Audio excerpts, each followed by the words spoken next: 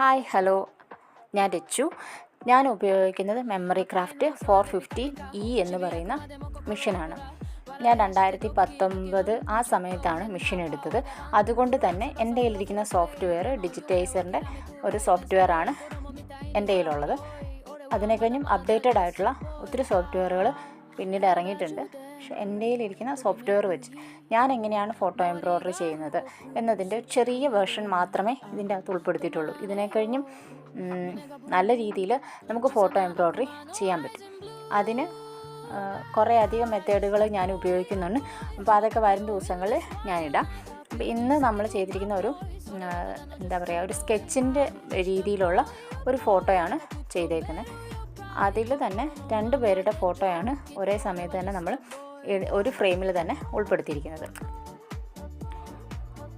കുറച്ച് നാളായിട്ട് ഞാൻ ആഗ്രഹിക്കുന്നുണ്ട് ഒരു ലോങ് വീഡിയോ നിങ്ങൾക്ക് ഇട്ട് തരണമെന്നും ഇതെങ്ങനെയാണ് ചെയ്യുന്നതെന്ന് മനസ്സിലാക്കി തരണമെന്നും. പിന്നെ നമ്മുടെ കയ്യിരിക്കുന്ന മെഷീനുകൾക്ക് ഒത്തിരി പോരായ്മകളും കാര്യങ്ങളും ഉണ്ട്. അത് എല്ലാ യൂട്യൂബേഴ്സും പറയുന്നുണ്ടോ എന്ന് ചോദിച്ചു കഴിഞ്ഞാൽ എനിക്കറിയില്ല. ഞാൻ മെമ്മറി ക്രാഫ്റ്റ് ഉപയോഗിച്ചതിൽ നിന്ന് എനിക്ക് മനസ്സിലായ ഒരു കാര്യം, മെഷീൻ നല്ലതാണ്. പക്ഷെ നമുക്ക് അത്യാവശ്യം കമ്പ്യൂട്ടറിനെ കുറിച്ചും ഒന്ന് എഡിറ്റിങ്ങിനെ കുറിച്ചും നമുക്ക് ഒരു ഡിസൈൻ കിട്ടിയാലും ആ ഡിസൈനിൽ ഏത് സ്റ്റിച്ചാണ് വേണ്ടത്, എങ്ങനത്തെ സ്റ്റിച്ചുകൾ നമുക്ക് ഉപയോഗിക്കാം എന്നുള്ളതിനെക്കുറിച്ചൊക്കെ ഒരു ധാരണ നമുക്കുണ്ടെങ്കിൽ നമുക്കിത് വളരെ എളുപ്പമാണ് ഈ മെഷീൻ എടുത്തു കഴിഞ്ഞാൽ.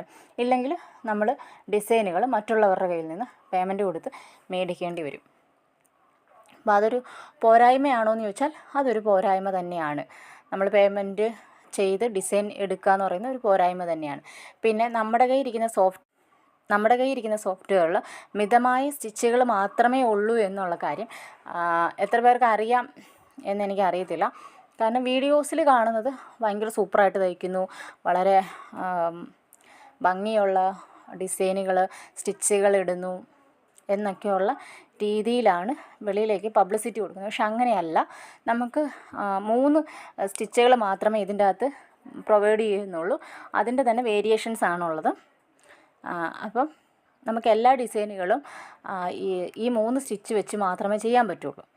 അപ്പോൾ ചോദിക്കായിരിക്കും വെളിയിൽ നിന്ന് മേടിക്കുന്നതിൻ്റെ അകത്ത് വേറെ ഡിസൈനുകളാണ്. അവരന്നേരം വേറെ വെൽക്കോമിൻ്റെ വേറെ സോഫ്റ്റ്വെയറുകൾ യൂസ് ചെയ്ത് അതുവഴിയാണ് ഡിസൈൻ ക്രിയേറ്റ് ചെയ്യുന്നത്. ഞാൻ എൻ്റെ പേഴ്സണൽ ഒപ്പീനിയനാണ് പറയുന്നത്. ഈ മെഷീൻ എടുക്കുന്നത് നല്ലതാണ്. പക്ഷേ സോഫ്റ്റ്വെയറുകളെക്കുറിച്ചും ഇങ്ങനത്തെ കുറച്ച് കാര്യങ്ങളെക്കുറിച്ചും